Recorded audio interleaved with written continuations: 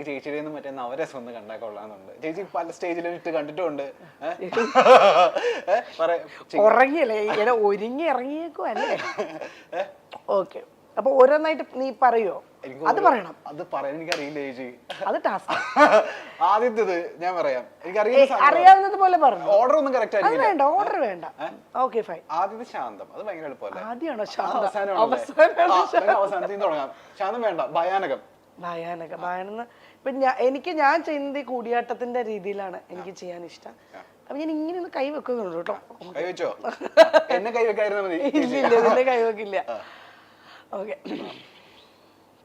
ഭയാനകം. Okay, ഇതാണ്. ഇതിന് നീ ഭയന്നല്ല, എനിക്കാ ഭയന്നല്ല.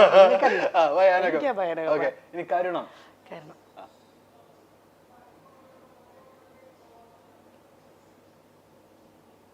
അതെങ്ങനെ ചേച്ചി അങ്ങനെ പറപ്പിക്കാൻ പറ്റുന്നേ? ഞാൻ സിദ്ദിഖിക്കോട് ചോദിച്ചു കഴിഞ്ഞ ഇന്റർവ്യൂ. സിദ്ദിഖിക്ക് ഈ പറഞ്ഞ ഇമോഷണൽ രംഗങ്ങൾ അഭിനയിക്കുമ്പോ ഇവിടെ താടി വിറപ്പിക്കുന്ന കണ്ടിട്ടുണ്ടോ? എങ്ങനെ ഇങ്ങനെ വിറപ്പിക്കുന്നത്? കഥകളി പഠിച്ചോണ്ടാ? അതിപ്പോ എങ്ങനെയാന്ന് ചോദിച്ചാ സിദ്ദിഖ് കഥകളി ചേച്ചി കഥകളി പഠിച്ചോണ്ടാണ്. ഇതിപ്പം അത് കൂടിയാട്ട സമയത്ത് അവിടെ വെച്ച് പഠിപ്പിച്ചത് അങ്ങനെ സാധനം ചെയ്തപോലെ വന്നായിരിക്കും.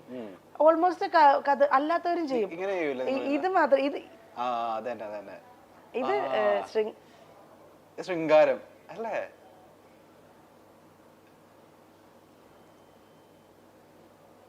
ചേച്ചിയുടെ ശൃംഗാരം കണ്ട എനിക്ക് ഒരു നാളെ അമ്മയുടെ ശൃംഗാരം കണ്ടോ നീ? കണ്ടിട്ടുണ്ടോ?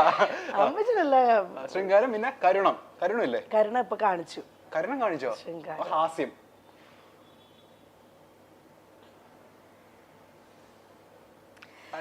രൗദ്രം.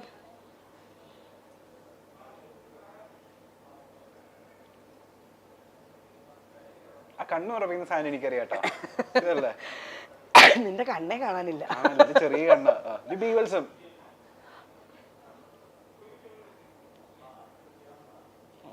ബീവസ് എന്ന് വെച്ചാ വൃത്തിഹീനമായത്.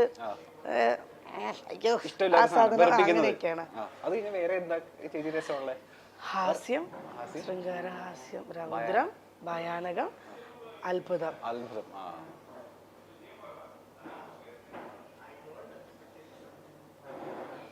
ഞാൻ കാണിക്കുന്ന സാധനം കാണിക്കാൻ പറ്റുമോ? ഇത് ഞാൻ വീട്ടിൽ വെച്ചേക്കോ, എടുത്തില്ല. അവസാനത്തെ ശാന്തം അല്ലേ? ശാന്തം വേറെ തോന്നുന്നില്ല.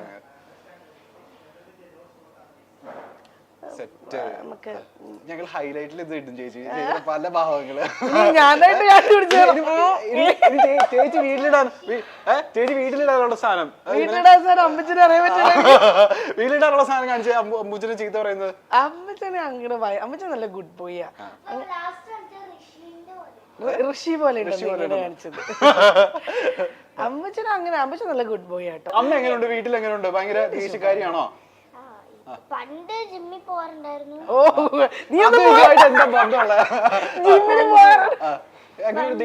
തല്ലാറുണ്ടോ അമ്മ? വടിയെടുത്ത് കൈ കൊണ്ട് തല്ലാറുണ്ടോ? പിച്ചാറുണ്ടോ? അമ്മ ഏറ്റവും കൂടുതൽ ദേഷ്യപ്പെടുന്നത് എന്തിനു വേണ്ടിട്ടാ? എങ്ങനെ ദേഷ്യപ്പെടുന്നത്? അങ്ങനെ അവനെ ദേഷ്യപ്പെടാനും മാത്രമുള്ള അത് നല്ല കാര്യമല്ലേ? അത് നമുക്ക് മിടിക്കാം അമ്മ ആ കാര്യത്തിൽ. പിന്നെ അമ്മ പോട്ടെ, അമ്മയുടെ ഏറ്റവും ഇഷ്ടപ്പെട്ട സംഭവം എന്താ? ക്വാളിറ്റി എന്താ? അമ്മയെ പൊന്നെ എന്തുകൊണ്ടാ ഇഷ്ടം? അത്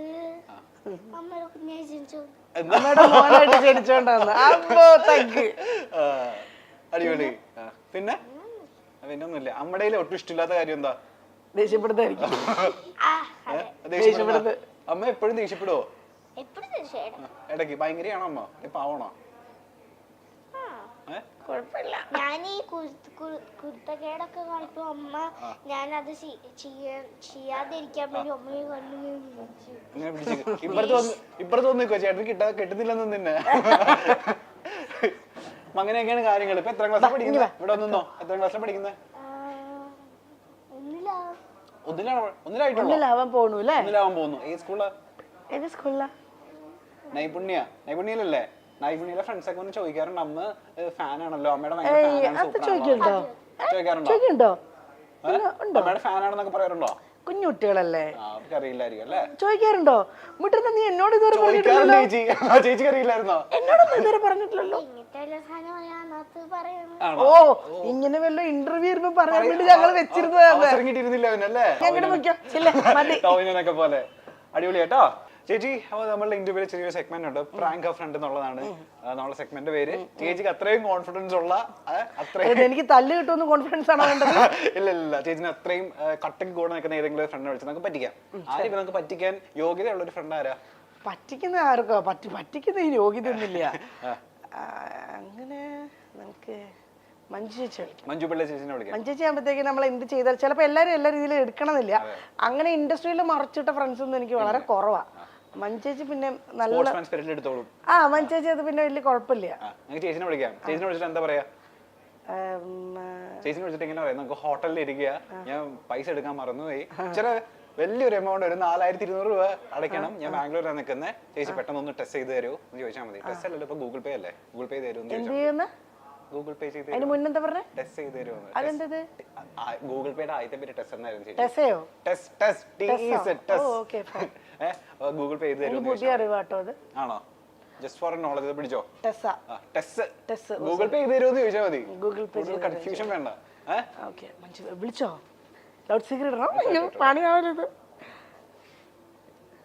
ഞാൻ ഇടയ്ക്ക് ഷൗട്ട് ചെയ്യാം. ഇംഗ്ലീഷിൽ ഷൗട്ട് ചെയ്യണല്ലോ, എനിക്കറിയില്ലല്ലോ.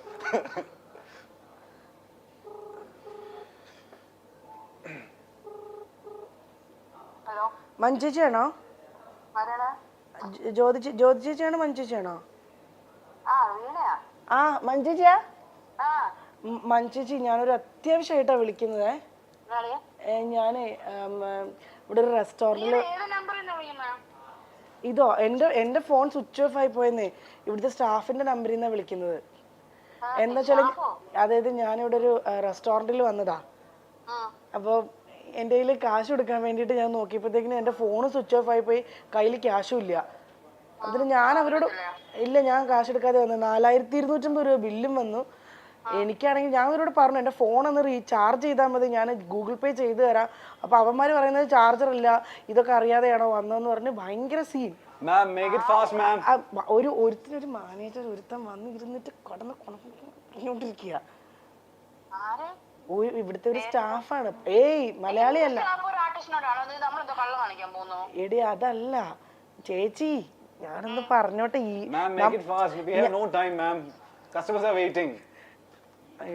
ചേച്ചി അല്ല ചേച്ചി,